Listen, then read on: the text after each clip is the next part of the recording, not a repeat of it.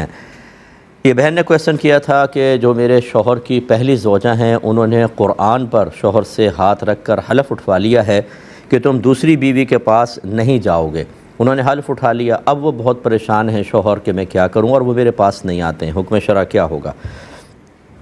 دیکھیں، پہلی بات تو یہ کہ ایسی جو بھی بہنیں ہیں وہ اچھی طرح یاد رکھیں کہ جب شوہر نے آپ کے کوئی قدم اٹھا لیا ہے اور وہ شادی کر چکا ہے تو دوسری بیوی کے بھی وہی حقوق ہوتے ہیں جو پہلی بیوی کے ہوتے ہیں۔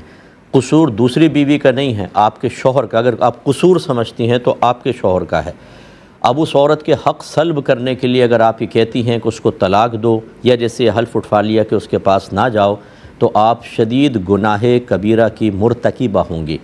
نبی کریم صلی اللہ علیہ وسلم نے ارشاد فرمایا جو میاں بیوی میں جدائی ڈالے وہ ہم میں سے نہیں، شدید ناراض ہوتے ہیں سرکار صلی اللہ علیہ وسلم۔ اور پھر دوسری کی وہ کسی کی بیٹی ہے، کسی کی بہن ہے، اگر فرض کر لیں، برا نہیں مانیے گا، کہ کوئی شخص آپ کی بیٹی سے دوسری شادی کر لے، آپ کو پتہ چلے کہ بھی میری بیٹی سے اس نے دوسری شادی کی ہے، اب وہ آپ کا داماد ہے، لیکن پہلی بیوی نے حلف اٹھوا لیا کہ تم دوسری بیوی کا حق ادا نہیں کرو گے، اور آپ کی بیٹی کہتی ہے کہ جی میرا شوہر تو میرا حق ادا نہیں کرتا کیونکہ پہلی بیوی نے حلف اٹھوا لیا ہے، اب آپ کے جذبات کیا ہوں گے؟ اب آپ کی سوچ اور فکر کیا ہوگی کہ آپ اسی کو برا بھلا نہیں کہیں گی اور خود وہ آپ عمل کر رہی ہیں؟ تو کسی کے حقوق کو تلف کروانا، کسی کو اذیت اور تکلیف پہنچانا سب حرام اور گناہ کبیرہ ہے۔ اگر وہ پہلی زوجہ سن رہی ہے میری بہن تو مجھے گالیاں دینے کے بجائے میں اس لیے عرض کر دیتا ہوں، آپ کہیں گے صاحب کو کون گالی دے گا؟ دے دیتے ہیں، ایسے ایسے لوگ ہیں، میں آپ کو بتا نہیں سکتا ہوں، بس ذاتی مفادات پہ ضرب لگے، پھر چاہے آپ قرآن سنائیں، سامنے حدیث سنائیں، آپ ان کی آخرت کی بہتری کے لیے مخلص ہو کر مشورہ دیں، وہ آپ اس قابل نہیں ہیں کہ اب آپ کی عزت کی جائے۔ ہمیں ذلیل کرنے کے لیے تیار ہو جاتے ہیں، لیکن ہم اس کے لیے تیار ہیں۔ ہر نبی نے اس طرح کی آزمائشوں کا سامنا کیا ہے، جب انہوں نے اپنی امت کے سامنے اللہ تعالیٰ کے پیغام کو پیش کیا تو کیا ہر ایک نے عزت کے ساتھ ان کے ساتھ رویہ رکھا؟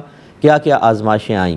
تو ہم بھی تیار ہیں، ہم وارث نبی ہیں، ہم ضرور مسئلے بیان کریں گے۔ تو پہلی بات تو یہ بالکل غلط۔ دوسرا یہ کہ جو شوہر نامدار ہیں ان کو پہلے سوچنا چاہیے تھا، یہ تو قرآن کا حلف تو بہت یاد آ گیا اور بڑے خوف میں مبتلا ہیں کہ آپ کو پہلے نہیں پتہ تھا اللہ نے فرمایا فَانكِحُوا مَا طَابَ لَكُم مِّنَ النِّسَاءِ مَثْنَىٰ وَثُلَاثَ وَرُبَاعَ فَإِنْ خِفْتُمْ أَلَّا تَعْدِلُوا فَوَاحِدَةً، کہ تم جو عورتیں تمہیں پسند آئے تم ان سے نکاح کر سکتے ہو، 2 سے، 3 سے، 4 سے۔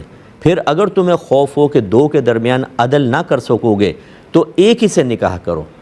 اب اس کا مطلب ہے عدل نہیں کر سکیں گے، دوسری سے نکاح کیا تو یہ نکاح کرنا ہی حکم خداوندی کی نافرمانی تھی، اس وقت خوف نہیں آیا، بالکل کوئی ڈر نہیں۔ اب حلف ایک گناہ کے اوپر حلف اٹھا کر، ایک غلط کام پہ حلف اٹھا کر، اللہ اس کے رسول کے احکام کے خلاف حلف اٹھا کر، اب دل میں خوف خدا ہے کہ پتہ نہیں کیا ہو جائے گا میرے ساتھ۔ یہ اس طرح کی کوئی حلف نہیں ہوتا، اس کو بالکل توڑیں اور اپنی دوسری بیوی کا حق ادا کریں، بالکل غلط ہے۔ آپ کی پہلی زوجہ نے جو کیا وہ گناہ کبیرہ کیا، اپنی آخرت کی بربادی کا سامان کیا، اور آپ نے بھی اپنی کم علمی کے اندر اسی کا ساتھ دے کر اور خلاف شرع امر کیا۔ شیطان ناچ رہا ہوگا آپ کے گھر کے اندر، ڈھولکیاں بجا رہا ہوگا، خوب ٹھمکے لگا رہا ہوگا، وہاں پہ بھنگڑے ڈال رہا ہوگا۔ ہماری ان جہالتوں پر شیطان خوش ہوتا ہے، اللہ اس کے رسول ناراض ہوتے ہیں۔ اپنی دوسری بیوی کا فوراً حق ادا کریں، ورنہ آخرت میں شدید قسم کا عذاب ہوگا۔ میرے آقا صلی اللہ علیہ وسلم فرماتے ہیں جس کی 2 بیویاں ہوں اور وہ ایک کو معطلہ چھوڑ دے، یعنی اس کے پاس نہ جائے دوسری کے پاس رہے، وہ بروز قیامت اس حال میں آئے گا کہ اس کا آدھا بدن فالج زدہ ہوگا، لولا لنگڑا ہو کر آئے گا۔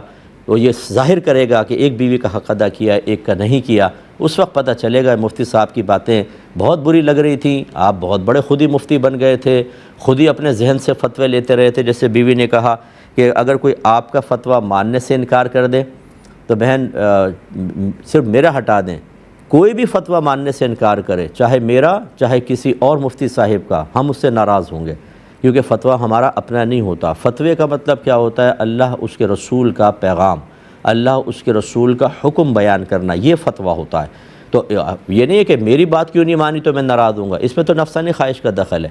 ہم اوپر جائیں گے، اللہ رسول کی کیوں نہیں مانی، وہ چاہے پھر میں کہوں یا کوئی اور ہمارے مفتی صاحب کہیں تو پھر اس پہ ہماری ناراضگی بالکل بجا ہے۔ اگر کوئی انکار کر دیتا ہے، دلیل سے انکار کرتا ہے، تو ٹھیک ہے، دلیل اگر ہے تو بالکل صحیح بات ہے، کوئی اور مفتی صاحب نے دلائل بیان کی ہے، اس کی تھوڑی گنجائش نکل سکتی ہے، لیکن بغیر دلیل کے یہ کہنا میں نہیں مانتا ہوں یا بس میں فلاں کو نہیں سنوں گا، اور آپ کے پاس اپنی کوئی دلیل نہیں ہے تو آپ سنیں نہ سنیں بھائی جان، میدان محشر میں تو حساب دینا ہی ہوگا۔ اس لیے اللہ تعالیٰ کی بارگاہ میں فوراً سے پیشتر توبہ کریں۔